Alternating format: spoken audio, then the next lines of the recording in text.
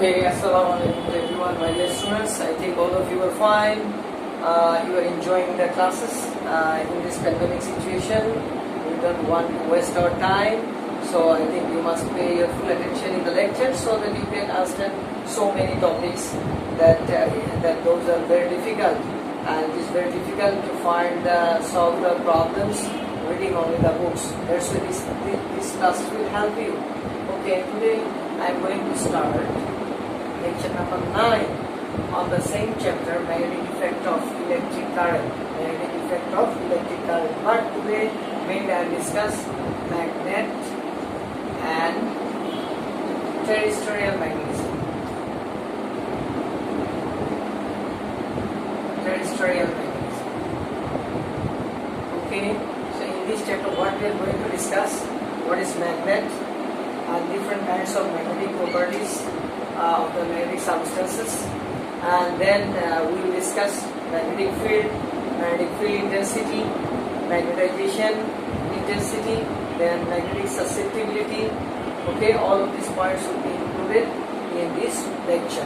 So first, magnet are those actually which have two special properties. Magnet are those which have some special properties.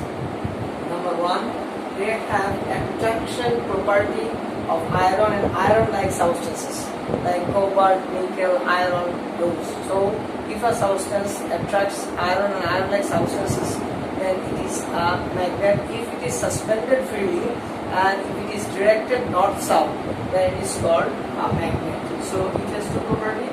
One is attraction property,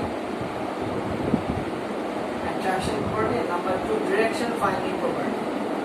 Direction finding property. These two, if any substance have these two properties, then we say they are magnet. They are magnet. Okay. And now terrestrial magnetism means magnetism of the earth. We know there is a huge magnetic property of this earth, and it is considered that along the north-south there is a huge earth magnetism is present. And that's why if a body is suspended freely due to the attraction of the earth magnetism, that suspended magnet rotates along north-south. It is directed along north-south. If a magnet is suspended freely through its center of gravity, then if it is directed along north-south, not only that, it is directed along north-south and it is also inclined. Okay, so we will discuss those factors are known as earth magnetic element. Earth's magnetic elements. Those are inclination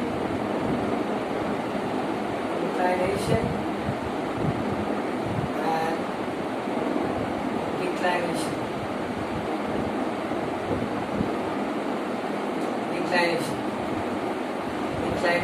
Inclination, horizontal field of earth magnetic field, horizontal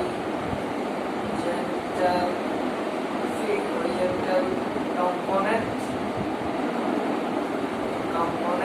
of Earth's magnetism.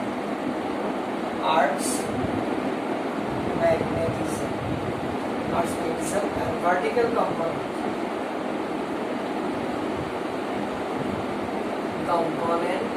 of Earth's magnetism. Okay, we will discuss all of these things. Then magnetic field intensity, magnetization intensity, magnetic susceptibility, magnetic permeability. We will discuss all of these points in this chapter. Okay, so first we have to know the cause of the magnetism in a substance. Actually, in an atom, inside the nucleus there are protons and neutrons, and outside the nucleus there are electrons. Electrons are always in motion. There is orbital motion and circular motion. And when electrons is in motion, then it produces a magnetic field. We know when a charged particle is in motion, then it produces a magnetic field. So when electron moves around the nucleus in an orbit, then it produces magnetic field. But motion of electron may be two types: spin up and spin down. So when the electrons move in spin up, then it produces a magnetic field upward, and when an electron moves in anti-clockwise, then spin down is produced. So due to this spin motion of the electrons, magnetism are produced. Okay, so this is the cause of magnetism in a magnet. But in a magnetic substance, the atoms, all the atoms are not in the same direction. Okay, so the magnetic field inside the atom are not in the same direction. These are in a particular region. There is a strong magnetic field, that is called magnetic domain, but all the domains are not in same direction. Many domains are in different direction in a magnetic substance. Okay, these are the domains. So on the basis of the strength of the magnetic field in the domain, we classify magnetic substance in some groups. Okay, so and when we apply a magnetic field, then all the domains are aligned in a particular direction. All the domains in the magnetic substance are aligned in a particular direction, and then it is called a magnet. So in a magnet, all the atomic magnet aligns in a particular direction, which is called magnet. So let us discuss magnetic field intensity, and magnetization intensity.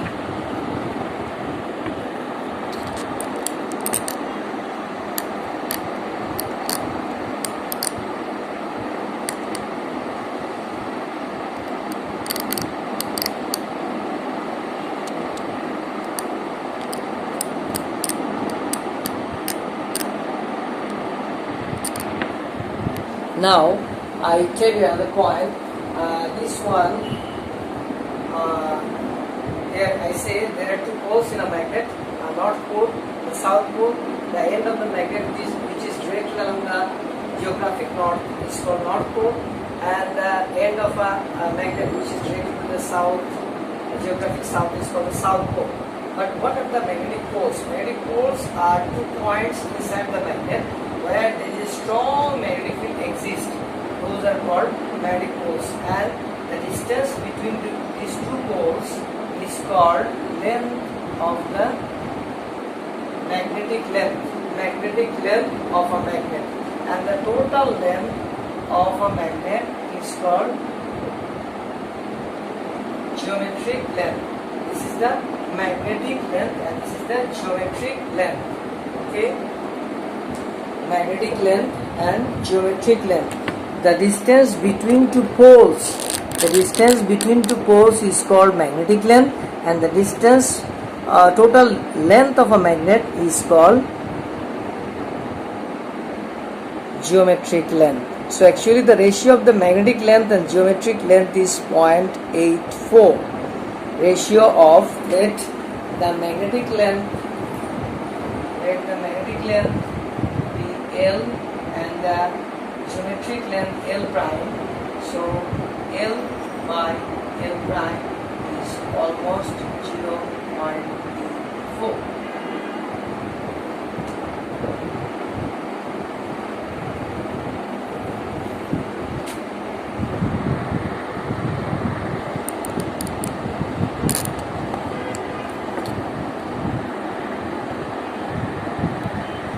Okay, now I am going to discuss about magnetic meridian and geographic meridian.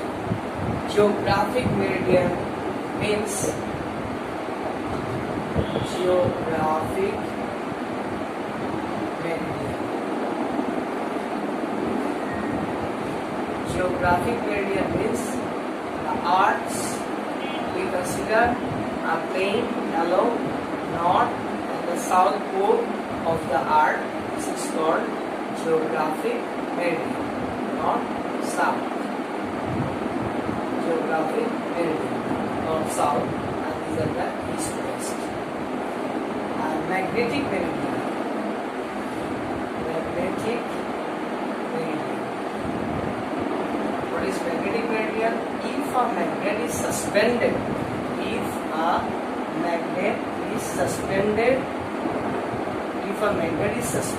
from the center of gravity, then it is little bit deflected. little bit deflected. Okay, it is little bit deflected. It is little bit deflected from the. You see, look at my hand. This is the north-south. So the magnet is little bit deflected from the north-south. That angle is called. Then, if we consider a plane vertical through the center of gravity or the magnetic axis, if we consider a plane through the magnetic axis, that is called magnetic meridian. We consider a vertical plane through the north-south pole of the magnet. That is called magnetic meridian.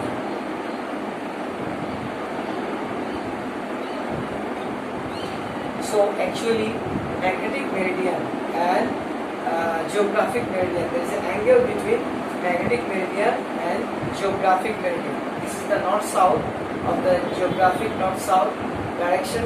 If we consider a vertical plane through the north-south, if we consider a vertical plane through the north-south of the earth, that is called magnetic meridian.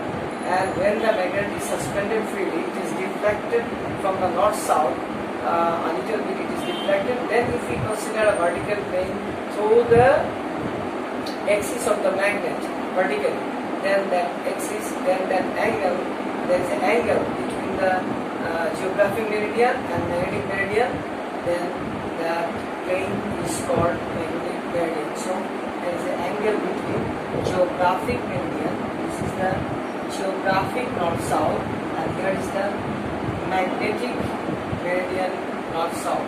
So there is an angle between these two axes. This is called declination. This is called declination. So I repeat, this is called declination. Angle between magnetic meridian and geographic meridian is called declination. Declination. Angle between geographic meridian,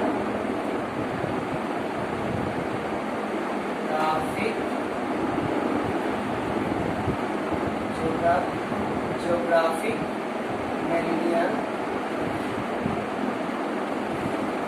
and magnetic meridian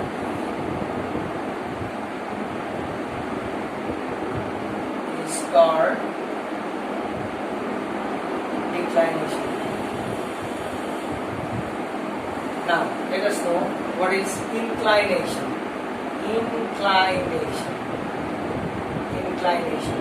When a magnet is suspended freely through the center of gravity, then it is not only deflected from the geographic meridian, it is also a little bit inclined with the vertical axis. There is an angle between magnetic meridian and the axis of the magnet. There is the angle between geographic meridian, and the magnetic axis. That is called inclination. Okay? That is called inclination.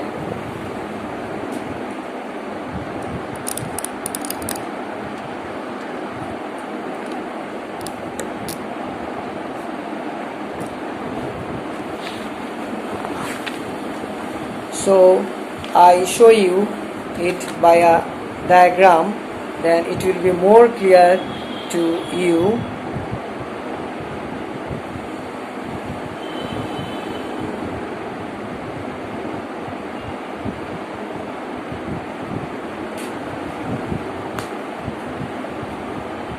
Draw a diagram for inclination and declination.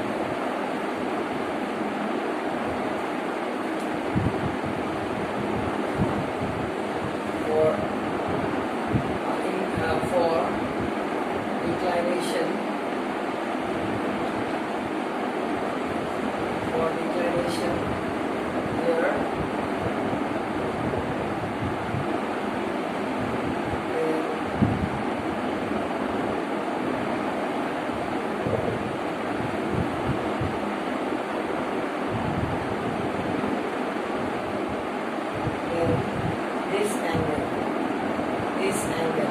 called declination. This angle is called declination.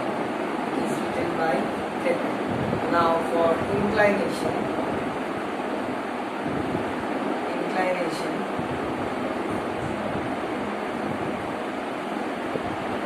first I draw the declination. There is the declination, and the magnet is little bit inclined with the magnetic axis. Magnetic axis. Magnetic axis.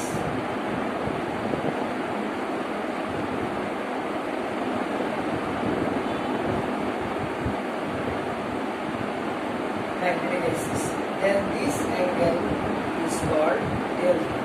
Here is the theta. Is called delta. Declination. So I think you got the point to understand this. So this magnetic field have two components: vertical component and the horizontal component. Okay, vertical component and horizontal component. Vertical component is V and horizontal component is H. Okay, vertical component is V and horizontal component is H. So if the magnetic field is V, if the Earth's magnetic field is V, then V vertical component is V sine delta, and horizontal component is V cos delta. So V by H is tan delta. That's why delta is equals to V by tan inverse V by H. And the total Earth's magnetic field I square equals to V square plus H square. So I equals to over H square plus V square is the total Earth's magnetic field.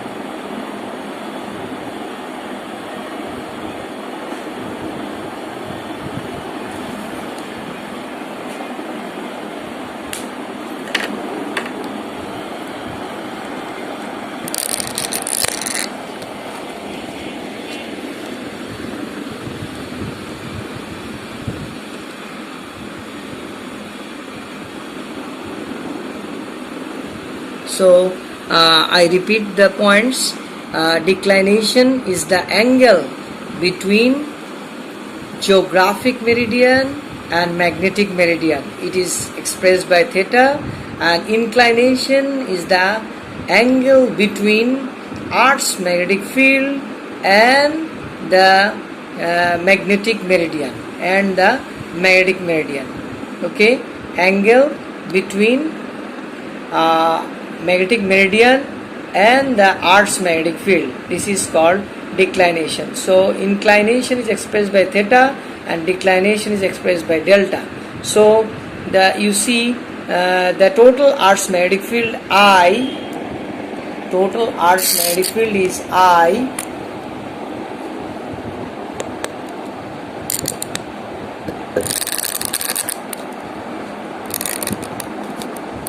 Total Earth's magnetic field is I.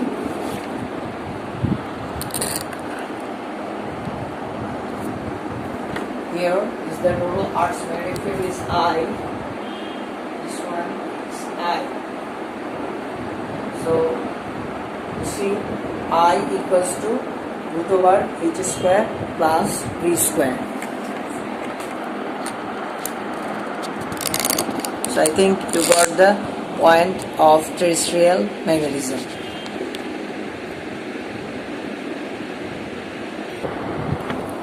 Okay, now I am going to discuss the point of magnetic field intensity, magnetic permeability and magnetic susceptibility. First, magnetic field.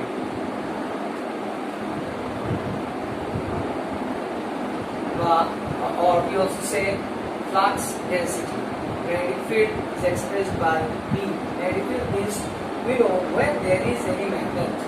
When there is any magnet, then lines of force are emitted from the north pole and terminated to the south pole. Okay, you know this. So the number of lines of force or flux passing through per unit area is called magnetic field or magnetic flux density. Magnetic flux density. Okay, so do you understand? So if the magnetic flux is phi equals to B dot A, that is B A cos theta. Okay, so the number of lines of force passing through per unit area perpendicularly, that is called. So if theta equals to 0 degree, because it is passing the lines of force passing through per unit area perpendicular through the plane, For example, there is the plane, so the number of lines of force passing through per unit area through the plane. So that is phi equals to B A.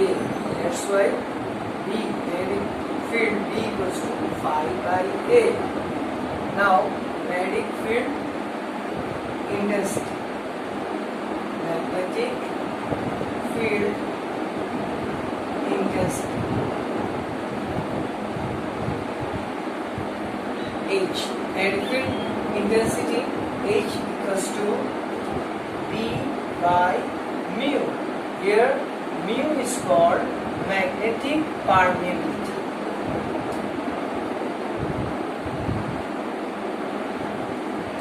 Magnetic permeability. Magnetic permeability. So magnetic permeability means the ratio of magnetic field and magnetic field intensity. Magnetic field and magnetic field intensity is called magnetic permeability.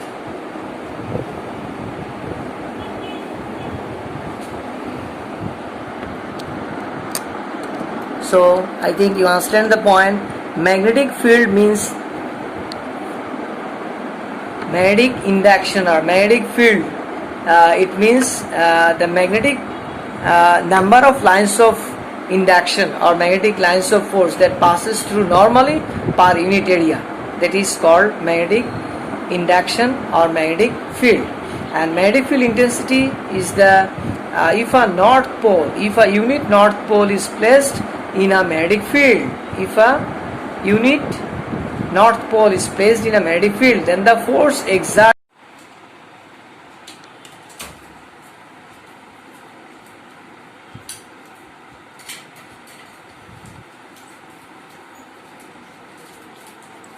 that we can calculate by force on magnetic force, right?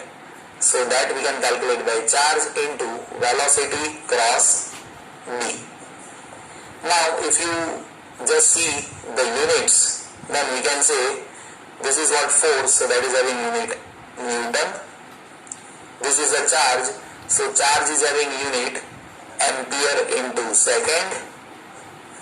This velocity, that is having unit meter per second.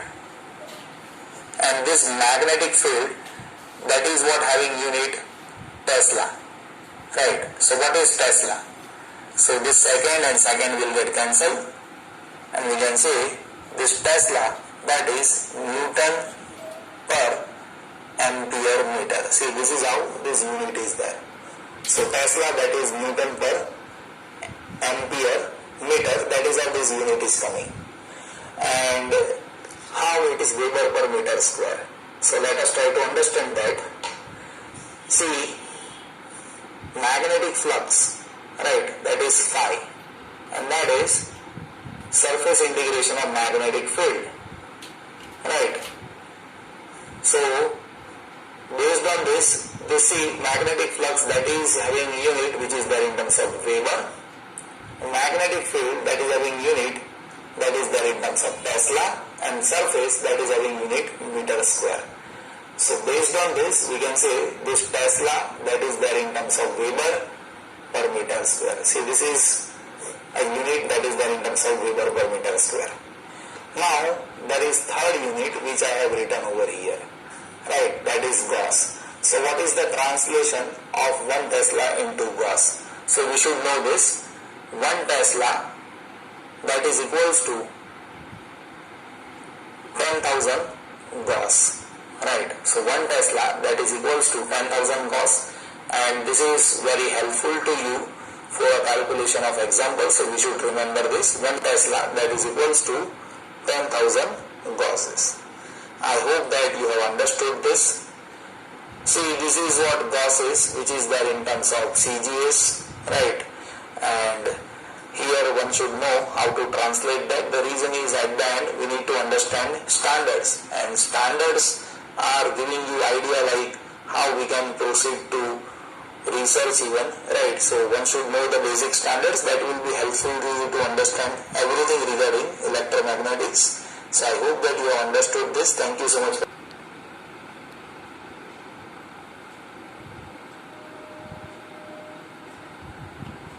Magnetism or terrestrial magnetism.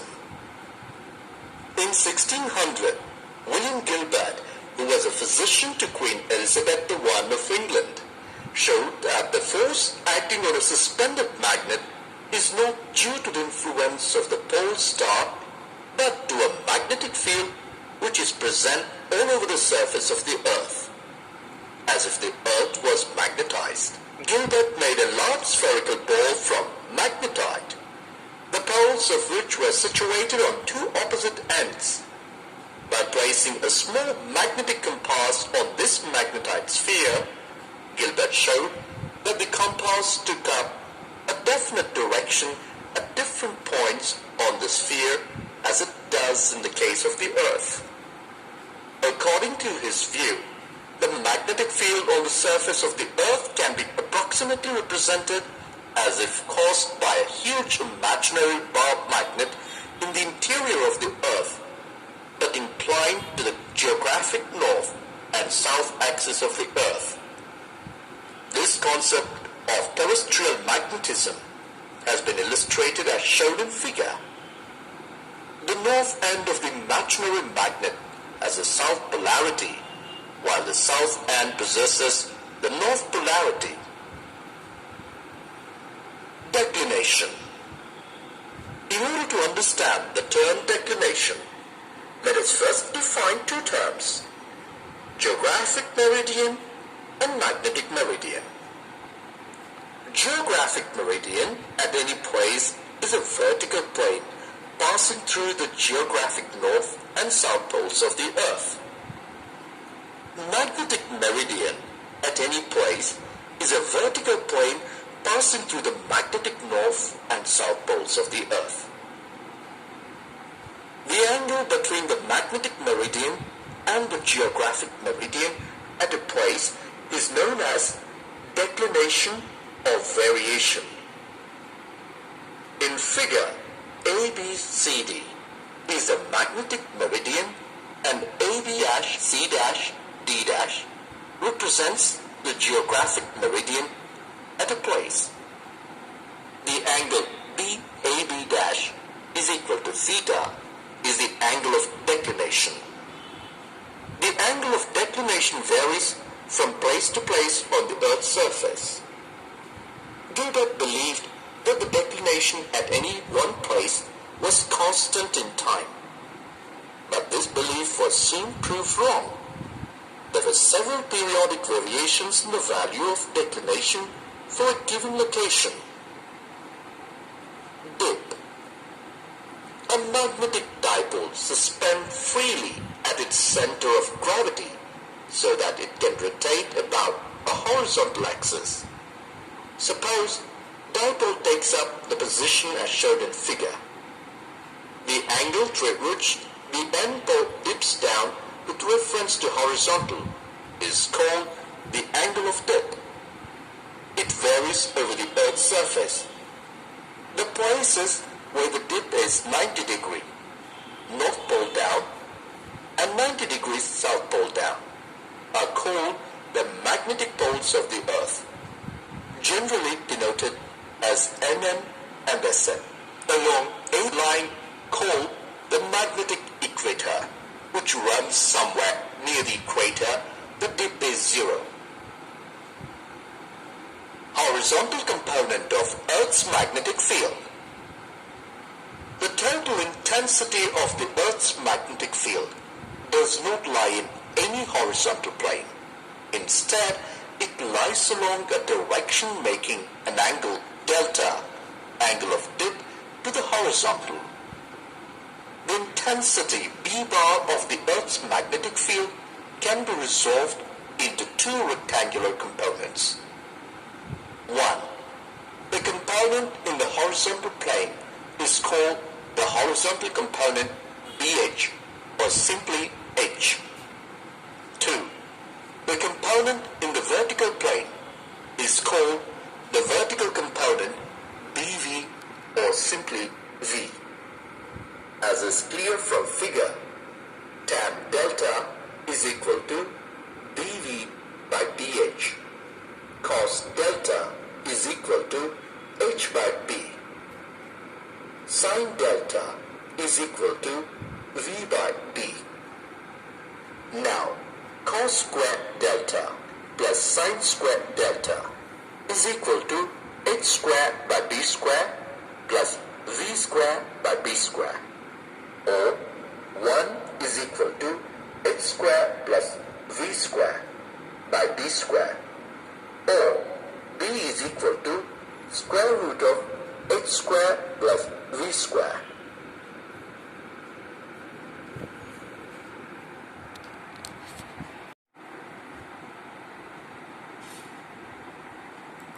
That it is free to rotate in a vertical plane, then, in a steady state, the needle dips down with respect to the horizontal. It has been found that in the northern hemisphere, the north pole of the magnetic needle inclines downward, whereas in the southern hemisphere, the south pole of the needle inclines downward. A magnetic needle which is inclined is called the dip needle. The angle between the axis of the magnetic needle, which lies in the magnetic meridian and the horizontal direction, is called the angle of dip. The magnetic axis of the needle represents the direction of the Earth's magnetic field. Hence, we can define the angle of dip at a place as the angle between the direction of Earth's magnetic field and the horizontal component of the Earth's magnetic field in the magnetic meridian at that place. Displayed here are the positions of the magnetic needle when placed at Earth's magnetic pole and at the magnetic equator. What do you observe? We observe that at the Earth's magnetic poles, the magnetic needle directs in the vertical position and, therefore, the angle of dip is 90 degrees. It means that the magnetic field of the Earth at the Earth's magnetic poles is vertical or perpendicular to the Earth's surface. Similarly, at the magnetic equator, the magnetic needle aligns in a horizontal position and therefore the angle of dip is 0 degrees. It means that the magnetic field of the Earth at the Earth's equator is horizontal or parallel to the Earth's surface.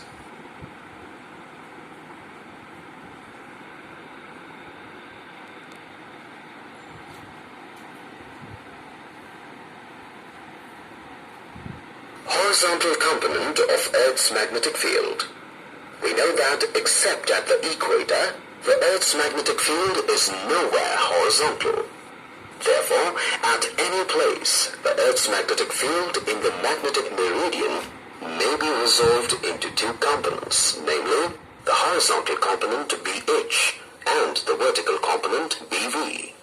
Shown here is a freely suspended magnetic needle, NS. The vertical plane, OPQR, passing through its axis, is the magnetic meridian. The plane OABR is the geographical meridian. The angle between these two planes is the angle of declination. The angle between the axis OQ of the magnetic needle and the horizontal OP is the angle of dip, delta. The axis OQ of the magnetic needle represents the direction of Earth's magnetic field, BE. The field BE can be resolved into horizontal and vertical components, BH and BV. From the figure, we know that horizontal component of Earth's magnetic field, BH, is equal to BE cos delta. Vertical component component of Earth's magnetic field, BV, is equal to BE sine delta. Squaring and adding equations, we get BH square plus BB square is equal to BE square cos square delta plus BE square sine square delta. That is equal to BE square. Therefore, BE is equal to root of BH square plus BB square, because sine square delta plus cos square delta is equal to 1.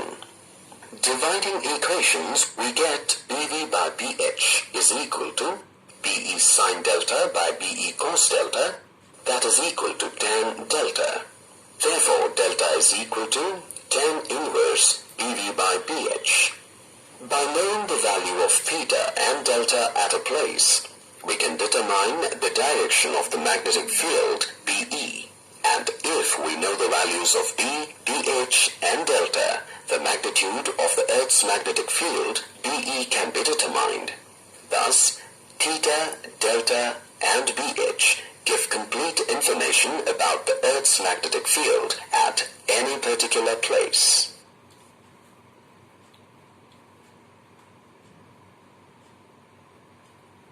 Did you know that aurora, the streamers of light in the sky above the northern pole or southern magnetic pole, are caused by the Earth's magnetic field? When the fast-moving stream of electrons moves down in the Earth's magnetic field, they collide with gas atoms and emit light. The display of colors that is observed in extreme northern latitudes are called aurora borealis, and that observed in extreme southern latitudes are called aurora australis. Elements of Earth's magnetism.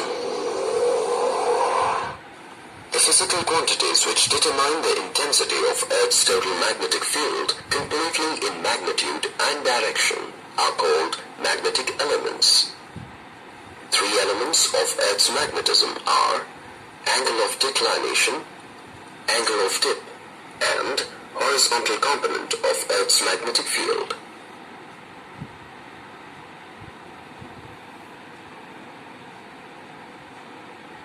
Angle of declination. The vertical plane passing through the axis of a magnetic needle suspended freely through its center of gravity is called the magnetic meridian.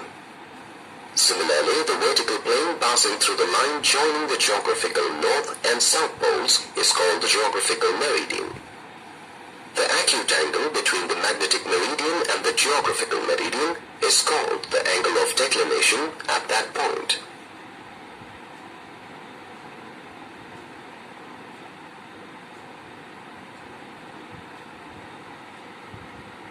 Angle of dip. When a magnetic needle is suspended freely about its center of gravity in such a way that it is free to rotate in a vertical plane, then, in a steady state, the needle dips down with respect to the horizontal.